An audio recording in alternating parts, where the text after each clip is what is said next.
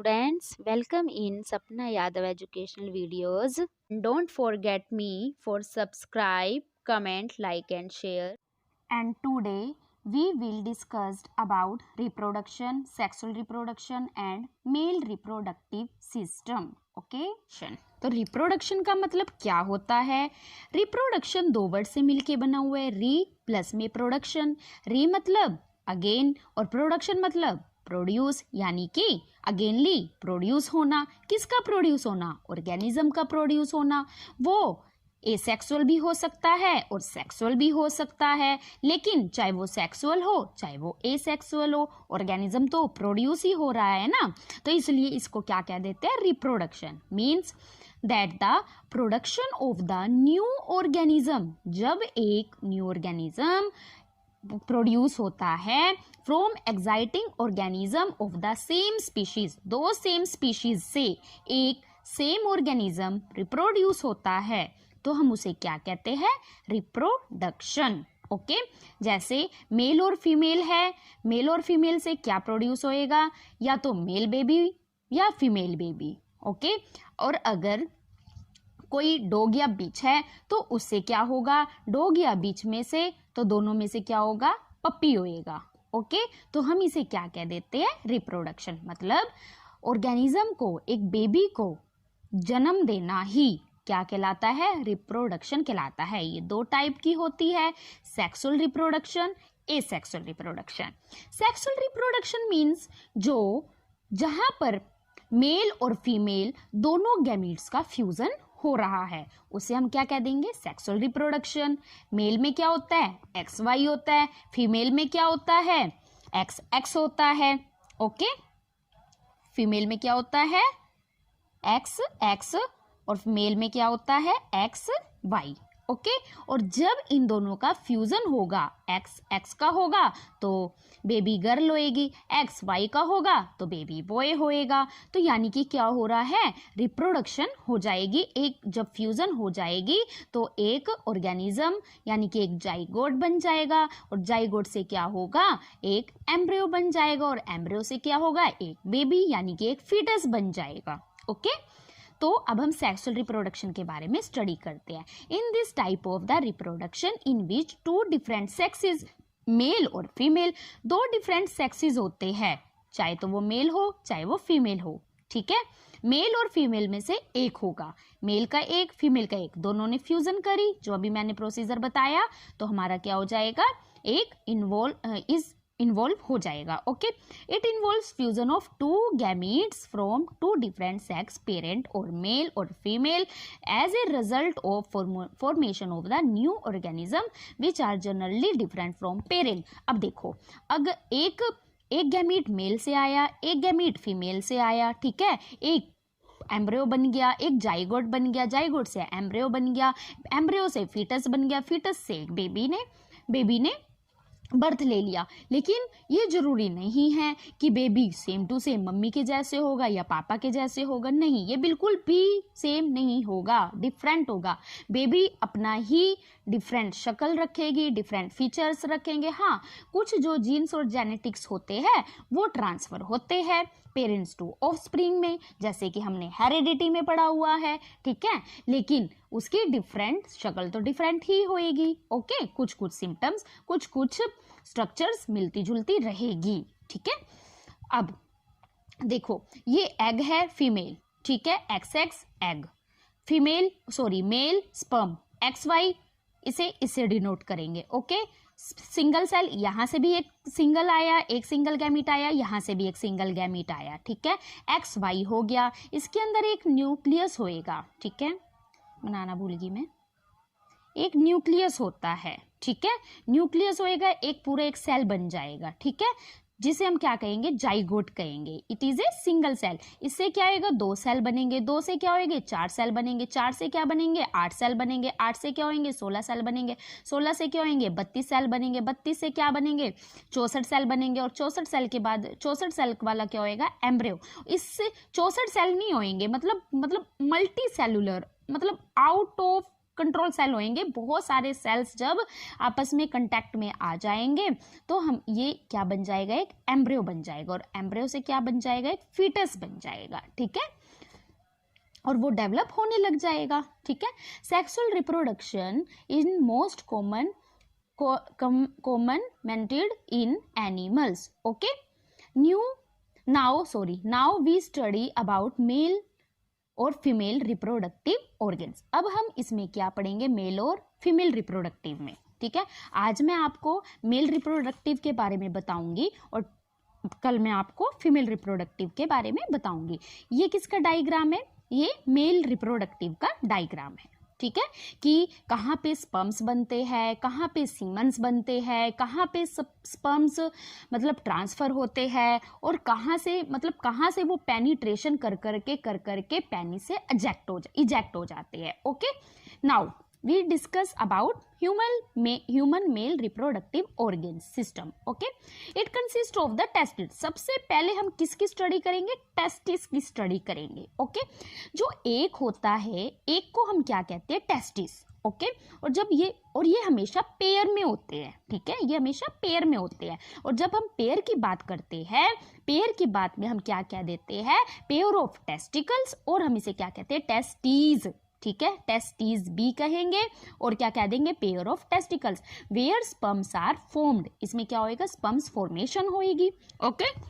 Now जो ये आपको ब्लू सा दिख रहा है ना, इसे हम क्या कहते हैं, इपिडिडिमस। इसका क्या रोल होता है, ये भी दोनों क्या होते हैं, दोनों के दोनों ये क्या होते हैं, ये भी पेयर में होते हैं, ओके। इसके अंदर जो भी स्ट्रक्चर होएगी वो सारी पेयर में होएगी, ठीक है। अब यहाँ पे स्पर्म्स बन गए, अब ये तो है नहीं कि स्पर्म सिर्फ इसी में पूरी उम्र रहेंगे, नहीं, स्पर्म यहाँ से भी निकलेंगे, तो स्पर्म्स इससे निकल के कहाँ पे स्टोर हो जाएंगे, इपिडिडिमस में, ओके। और इपिडिडिमस कैसी स्ट्रक्चर होती है, एक मास लाइक स्ट्रक्चर होती है, ठीक है, एक मास बना होता है इसका, किसके ऊपर, इस टेस्टिस के ऊपर, जिसे, और हम बोथ टेस्टिस के ऊपर प्रेजेंट है ये इपिडिडिमस, ओके, एक इधर और एक इधर, ठीक है। और ये फिर किस में एंट्री कर जाते हैं, ये जो यहाँ से जो स्पर्म है, स्पर्म किस में एंट्री कर जाएगा, वासा डिफरेंशिया में। ये लॉन्ग ट्यूब होती है, इजैक्टुलेटेड ट्यूब होती है, और then sperms are enter into the vasa deferentia, okay. Then from vasa deferentia the sperms are come in this ejaculatory duct, ठीक है। इजैक्टुलेटरी डक्ट क्या होती है, इजैक्टुलेटरी डक्ट में जो ये सीमन्स है, जो ये स्पर्म्स है, स्पर्म्स क्या हो जाते हैं, स्टोर हो जाते हैं, ओके। और यहाँ पे स्टोर होके ये क्या करते हैं, एक मतलब यहाँ पे वो, ये तो है नहीं कि यहाँ पे वो अकेले पड़े रहेंगे, यहाँ पे वो स्टोर तो हो जाएंगे, लेकिन यहाँ पे वो अपने आप को बचाने की कोशिश करेंगे, किससे, एसिड से। यहाँ पे एसिड्स होते हैं, एसिड पीएच होते हैं, ठीक है। तो वहाँ पे ये एसिड पीएच से बचाने की कोशिश करते हैं अपने आप को। यहाँ पे इजैक्टुलेटरी डक्ट में स्पर्म क्या करते हैं, यहाँ पे स्पर्म क्या करते हैं, यहाँ पे एक न्यूट्रिटिव फ्लूइड होता है, ठीक है, यहाँ पे न्यूट्रिटिव फ्लूइड होता है, और इसके अंदर जो स्पर्म है वो तैरते रहते हैं, फ्लोट करते रहते हैं, स्विम करते रहते हैं, ठीक है। और जो ये यहाँ पे न्यूट्रिटिव फील्ड होता है, यहाँ पे मैं लिखना भूल गई हूँ, न्यूट्रिटिव फ्लूइड, ओके। यहाँ पे जो न्यूट्रिटिव फ्लूइड होता है, अब ये तो है नहीं कि यहाँ पे न्यूट्रिटिव फ्लूइड अपने आप ही बैठा हुआ, अपने आप ही पड़ा हुआ है, यहाँ पे मतलब यहाँ पे एक जाली लाइक स्ट्रक्चर पड़ी हुई है, नहीं ना, ये भी यहाँ पे कैसे बनता है, तो इसको कौन बनाता है, इसको एक ये सेमिनल वेसिकल, ये बहुत इंपॉर्टेंट होती है सेमिनल वेसिकल, ये होते हैं प्रोस्टेट ग्लैंड, ठीक है, यहाँ ये होती है प्रोस्टेट ग्लैंड, ओके। और ये प्रोस्टेट ग्लैंड, और यहाँ पे होती है कोपर्स ग्लैंड, ओके। तो ये तीनों ग्लैंड मिलके, Cowper's gland, seminal vesicle, prostate gland, ये तीनों ग्लैंड मिलके क्या करेगी, न्यूट्रिटिव फील्ड को बनाया करती है, ठीक है, इसके अंदर। और न्यूट्रिटिव फील्ड क्या करता है, न्यूट्रिटिव फील्ड और स्पर्म ये दोनों मिलके क्या करते हैं, सीमन को बनाया करते हैं, और स्पर्म की रक्षा करते हैं, सेफ्टी करते हैं, प्रोटेक्ट करते हैं, किससे, एसिड से, पीएच से, ठीक है। एंड देन एंड देन अब ये तो है नहीं कि ये इजैक्टुलेटरी डक्ट में ही सीमन हमेशा पड़े रहेंगे, अब यहाँ से भी तो इसे कुछ ना कुछ चाहिए बाहर निकलने के लिए। तो यहाँ पे क्या होती है, यहाँ पे यूरिथ्रा होती है, ठीक है, यूरिथ्रा होती है, ये देखिए मैंने लिख रखा है यूरिथ्रा, ठीक है। ये क्या होती है, ये इलोंगेटेड ट्यूब होती है जो क्या करती है, चलती रहती है किसके साथ, पेनिस के साथ, ठीक है। इसके जरिए ही क्या होता है, इसके जरिए ही जो स्पर्म्स है वो बाहर एक यहाँ पे होल होता है उसके जरिए इजेक्ट हो जाते हैं, ओके। तो ये क्या हो गया, यूरिथ्रा हो गया, ठीक है। तो अब मैं आगे आपको बता देती हूँ, ये आपको स्ट्रक्चर समझ आ गई। अब इसके बारे में मैंने बिल्कुल डिफाइन कर रखा है, उसके बारे में हम पढ़ लेते हैं, okay. Testis, it is a oval like structure, oval like structure है, okay. It is oval like structure and one is called testis. मैंने आपको बताया था ना, एक तो टेस्टिस कहलाती है और दोनों को हम क्या कहते हैं, pair of testicles and testes, testes, okay. इसमें क्या होता है, स्पर्म की फॉर्मेशन होती है। It is very important part of the male reproductive organ where gametes are formed. Epididymis क्या होता है, after testis epididymis are present. बताया मैंने कि इसके बाद क्या होता है, इपिडिडिमस प्रेजेंट होता है। It is the mass structure, it is also called, it is also a pair in structure. ये किस में से निकला है, ग्रीक वर्ड में से निकला है, इपी प्लस में डिडिमस, ओके। इपी का मतलब अपॉन, डिडिमस का मतलब testicles, means upon, upon testicles, यानी कि टेस्टिकल्स के ऊपर जो प्रेजेंट है उसे हम क्या कहते हैं, epididymis. It is a duct like structure और organ that connects the testis to the vasa deferentia, vasa deferentia. It is also called a ducts differences और ए स्पर्म डक्ट। इसे हम स्पर्म डक्ट भी कहते हैं, क्यों कहते हैं, क्योंकि इसमें से स्पर्म है जो वो पेनिट्रेट करके बाहर निकलने की कोशिश करते हैं। It is a long muscular tube runs from the epididymis. It is also pair in structure, attaches with the testis and comes in the ejaculatory duct. ये क्या है, इजैक्टुलेटरी डक्ट है, okay. And then ejaculatory duct, after vasa differences the sperms are comes and collect in the ejaculatory ducts. They pass through the prostate gland and upon into the urethra, okay. Open into the urethra, and now here sperms are have nutritive fluid. The sperms are float or swim in the nutritive fluid where they protect from acidic condition. Nutritive fluid, the nutritive fluid provide nourishment and protect the sperm. The prostate gland and seminal vesicle secrete the fluid. बताया था ना मैंने, seminal vesicle और जो prostate gland है और जो ये कोपर्स ग्लैंड है, ये तीनों ग्लैंड मिलके क्या करती है, ये तीनों ग्लैंड मिलके क्या करती है, न्यूट्रिटिव फ्लूइड को बनाया करती है, okay.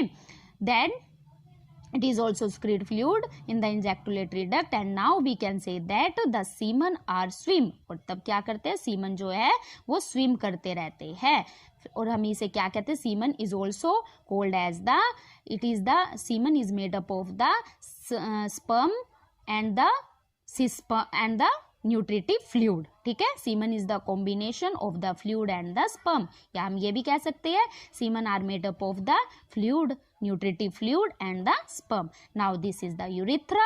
It is a long tube है and across with the penis and comes out in the sperm from a small hole, okay। अब मैं यहाँ पे एक लिखना भूल गई, स्कोल्टम। ये क्या है हमारा, स्कोल्टम।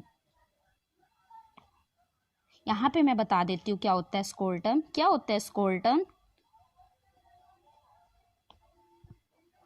जो ये दिख रही है ना, ये एक बैग लाइक स्ट्रक्चर होती है। It is a bag like structure where testis are covered, okay. इसमें क्या होती है, टेस्टिस कवर्ड होती है, ठीक है, टेस्टिस ढकी हुई होती है, किससे, स्कोल्टम से। या हम ये भी कह सकते हैं the testis are protected by the scrotum, okay. हाँ, ये एक ही होती है, ये एक ही होती है, बाकी सारी चीज़ें दो दो होती है। ठीक है, ओके, थैंक यू।